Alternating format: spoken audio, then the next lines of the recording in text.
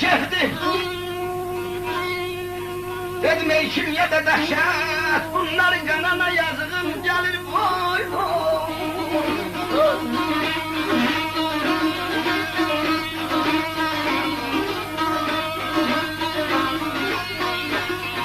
Ele duyup ey kim düşen, değilim insan sorunu, insana bir sana. Yazığım gelir.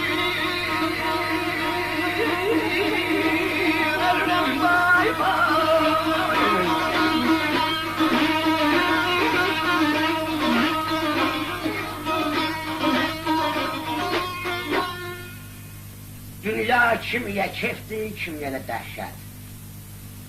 Bunları kanana yazığım gelir. Duyup düşünende insan sonunu, insana yazığım. Görürsen bir insanın, bütün bir beşeriyete lazım olan bir insanın bir söz ağacı kadar önünde olur. Olur. Dübara götürün.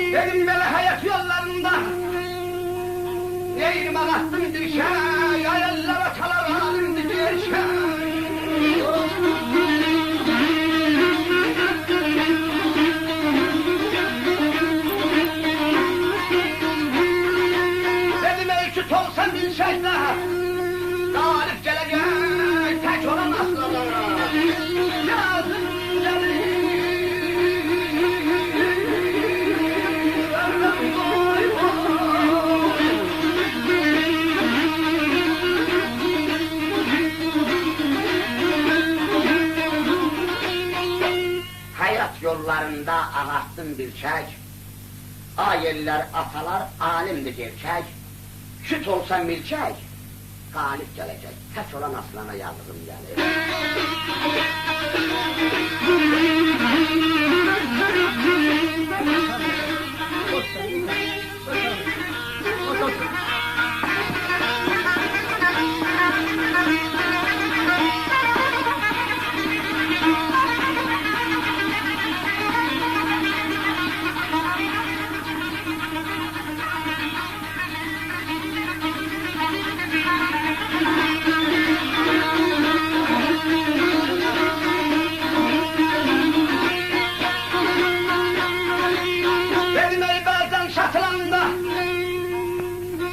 Başı ofşunun, gamdan ağarıftı başı ofşunun, boy boy.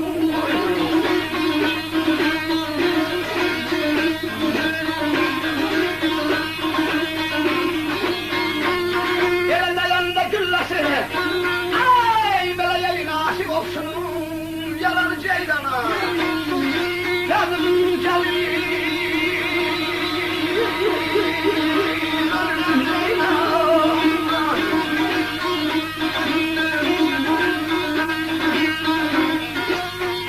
Bazen çatılanda qaşı ovçunun, qəmdən ağarıbdı başı ovçunun, dəyəndə gülləsi naşı ovçunun üçün sərk ediləti güllata, dəyəndə gülləsi naşı ovçunun, yaralı ceylana yazdığım gəlir.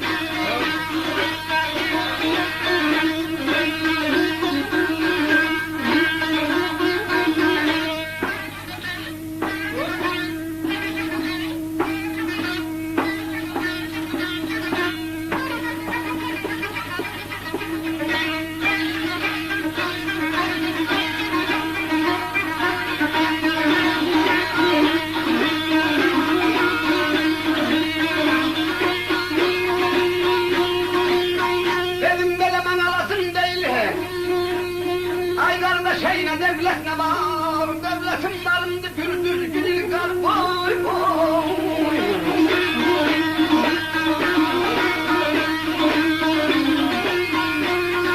Ey aman Allah, ey Rahman kimi dertli var, bu şehri yazana. Yazın gelir, gözler Leyla, Leyla, Leyla, Leyla, Leyla, Leyla.